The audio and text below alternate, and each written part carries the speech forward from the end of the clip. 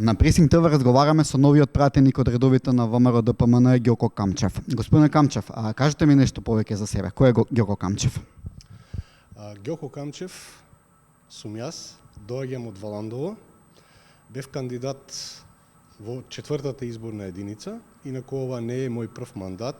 Веќе бев пратеник во изминатиот состав од 2014 до 2016, некаде околу 2,5 години, и во голема мера сум запознаен во однос на работата на Собранието, што Собранието работи, и сакав само да кажам дека не ми е непозната работа, инаку досега сум извршувал повеќе функции, сум бил и председател на Советот на општина Валандово во еден мандат, и можам да кажам дека со оглед на претходните состојби, дека сум се залагал за доброто на граѓаните, посебно во општина Валандово и на граѓаните од регионот од каде што доаѓам секако како пратеник. Зашто ќе се залагате за време на вашиот мандат? Секако дека тоа е малку поопширно прашање, но сепак во изминатиот период, во овој нов парламентарен состав, од кој што е избран во декември 2016 година, гледано од надвор, Собранието ми изгледа како малку повеќе затворена институција. Сепак Собранието е институција на граѓаните на Република Македонија. Ќе се залагам Собранието малку повеќе да ги отвори вратите за граѓаните.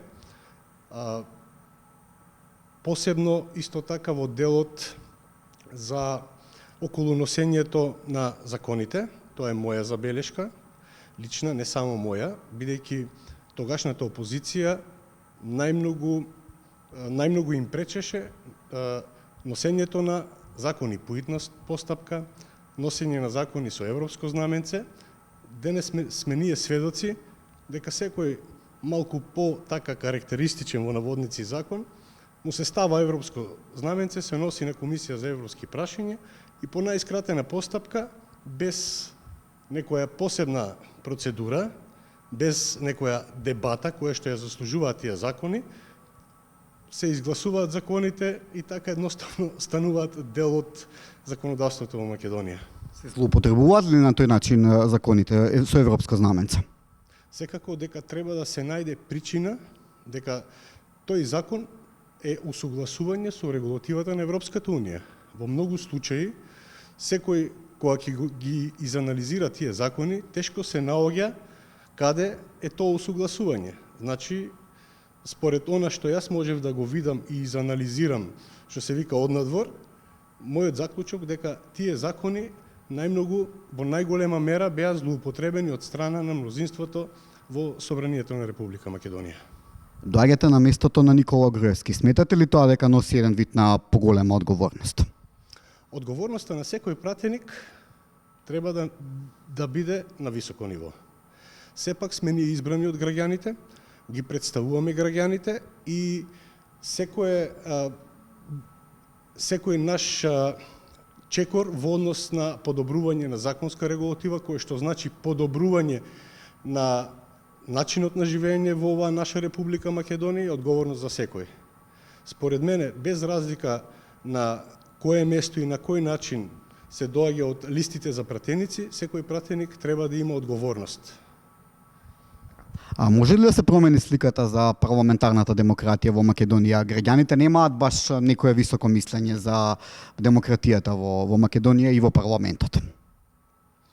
Секако дека тоа е еден процес за кој што треба да се залагаат сите чинители во Собранието на Република Македонија и во сите институции кои што ја представуваат нашата државност. Сепак, со овие примери што претходно ги наведов, носењето низ мала врата на одредени закони, злоупотребувајќи го европското знаменце, и поголемата затвореност на Собранието во однос и на блиското минато, сметам дека се едни од причините за таквата перцепција на јавноста кон демократијата во Република Македонија.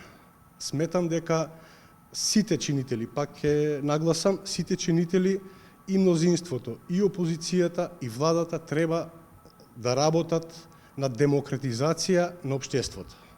Демократијата сепак со сите случувања во последните неколку години назадува во Македонија. Тоа е моето лично мислење, тоа е мојот став и треба сите заедно да работиме за да демократизацијата на општеството оди во вистински правец. Господин Камчев, ви благодарам за разговор. Ви благодарам на покана.